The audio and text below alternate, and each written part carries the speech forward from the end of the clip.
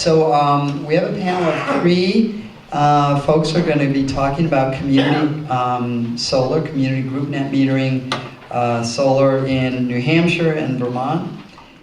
After Kate will be Johanna Miller, is the Energy Program Director at Vermont Natural Resources Council, working to shape clean energy and climate action solutions from grassroots to the legislature. Johanna also serves as coordinator for VCAN, and an umbrella group of 100 energy committees and partner organizations. Recently, VNRC and VCAN worked with energy committee leaders, statewide officials, and other partners, including Vermont Law School, Vermont League of Cities and Towns, and Surge, to put together a new online community solar toolbox, which is aimed at helping Vermonters move solar solutions forward more swiftly.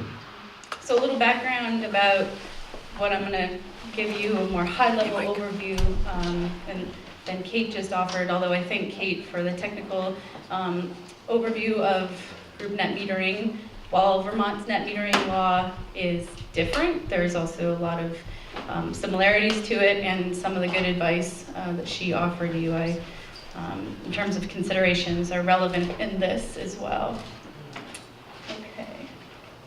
Okay, so we have been working, as I noted before when I gave an overview of VCAN, one of the things that we work to do is try and put together some technical resources. So when a lot of communities that we were working with started to become interested in solar, and as you heard before, nearly 70% of Vermonters can't go solar for one reason or another, we wanted to put together some guide and technical resources to help them understand what are the options out there and front load the process, so if they wanted to explore different kinds of models, we could offer up a set of sort of templates and resources and model contracts that they could turn to. So our definition of community solar for the online solar toolbox that I will showcase to you is a solution for schools, municipalities, institutions, or anyone who can't go solar on their own property. Again, it's about 70% of Vermonters. And I just want to underscore here, as I showcase some of the things that, as you heard a little bit about earlier, not all solar in Vermont especially is created equal because of the issue regarding RECs.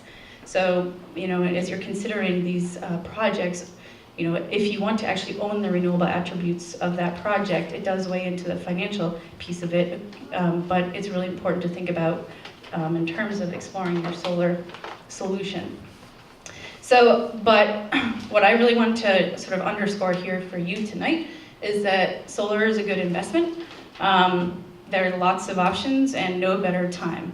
As I noted earlier, as you probably are well aware, the federal 30% investment tax credit will be set to expire in the end of 2016, likely to go away altogether for residential systems. So it's time to go solar. And in Vermont in particular, we do have the leadership in particular of innovative utilities. Green Mountain Power, our largest utility, actually led the charge and was enacted and helped enact a statute that requires Vermont utilities to pay people more for their solar, up to 20 cents a kilowatt hour for smaller projects and 19 cents for larger community projects. So that is a significant incentive, but because of the success of our net metering program, the Public Service Board right now is undergoing a process to explore what that program looks like, how it balances a variety of different goals, including ratepayer impacts. So that solar incentive is also likely to significantly change or go away. So if nothing else, Vermonters, I would leave you with go solar soon. Not that going solar in general is not a good investment, we have much to do.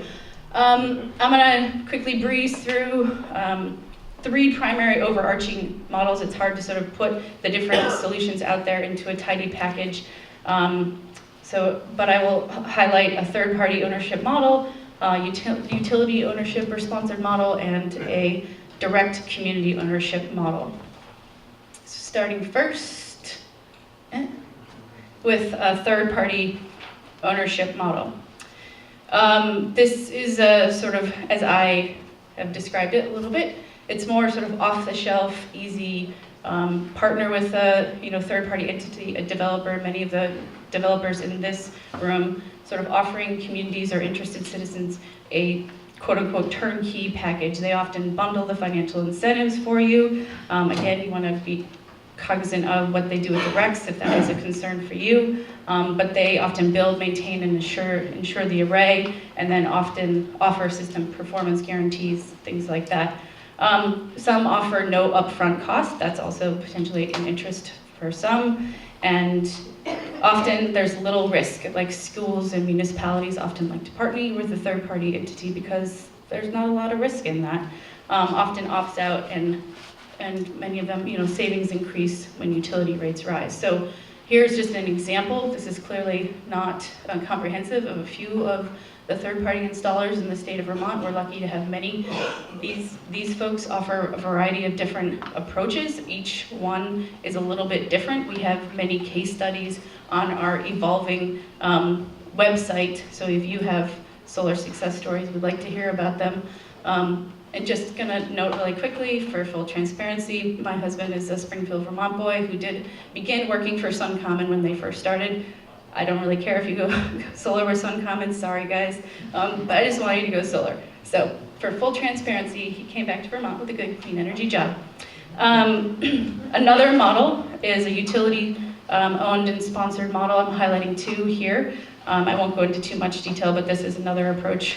For example, Vermont Electric Cooperative in the northwest part of Vermont is putting together a 5 megawatt array. They want to help drive down the cost for those projects. They want to better manage the siting. They're sort of taking the lead there, and Green Mountain Power has put together another sort of project driven by the utility in Rutland, and they're doing others. So that's the third type of model. I want to spend a little bit more time here on the direct community ownership model. We have lots of success stories to tell here in the state of Vermont. I'm going to highlight two really quickly. 10 minutes is really hard. The first is the 10 Stones Community Solar Collective. It's a 24 kilowatt community solar array that was a partnership of 5 households on a jointly shared piece of land. And they essentially created a small LLC. They have a member operating agreement. You can see that they shared it with me here. This is their beautiful solar array. They're working with their utility, and the utility helps them manage the billing of that project. It's a great example. This next example is a really powerful and fabulous success story, the Boardman Hill Solar Farm. Many of you may have had the privilege of meeting Roland Marks or Marcy Tanger. They work closely with the Vermont Law School, and this project is a 150 kilowatt community-owned array that is comprised of over 25 individuals and a few businesses. It's again a self-managed, nonprofit, limited liability company. They manage themselves. They outreach to their neighbors. They have no third-party partner except an installer that they've worked with, again, to help drive down the costs of the project. They are committed to, and they were committed to, and Roland himself tells this story most powerfully about the fact that they really wanted to own the environmental attributes of that project. So they were able to put a project together for a very impressively low price of $2.87 an installed watt. Then the individuals got to take the 30% investment tax credit off the top of that.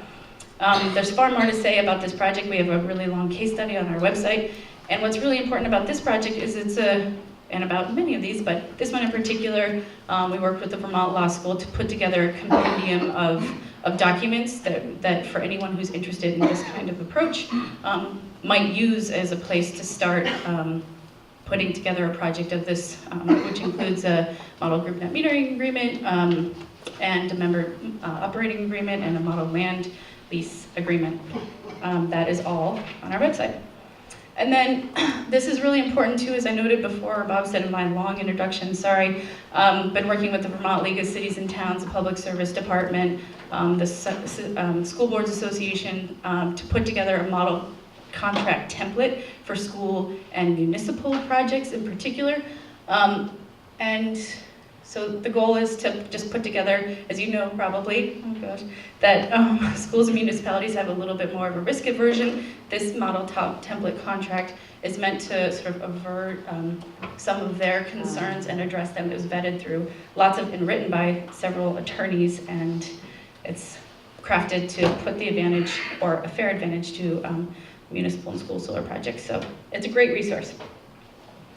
And this is just a snapshot of the online community solar toolbox that we mentioned. Again, many thanks to Ben Civiletti for helping me put this together, and to all of you who shared your stories and who offered advice.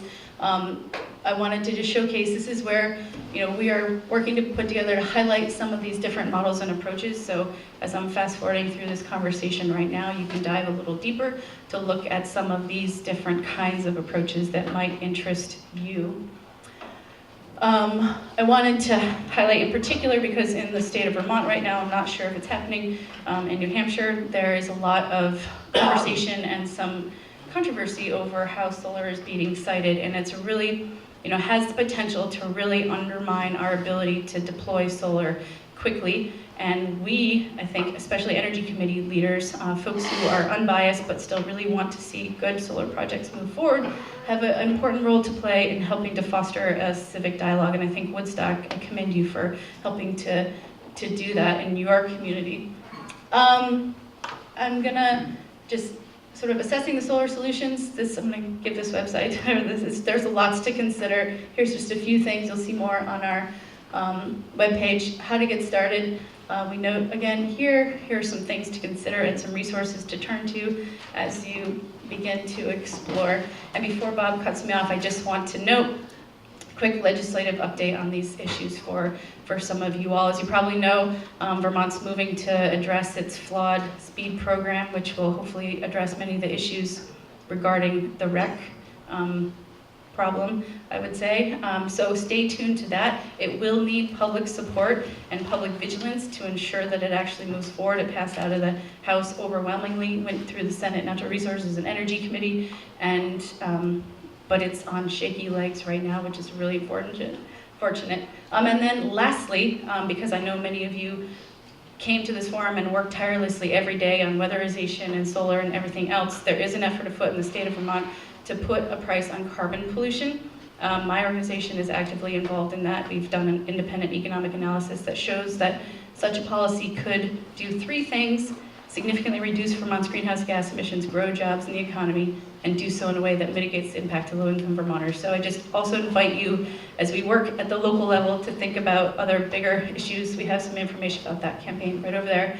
And I would love to be a resource to you. And again, your thoughts on what is useful to you for this online community solar toolbox are welcome at any time. Thank you.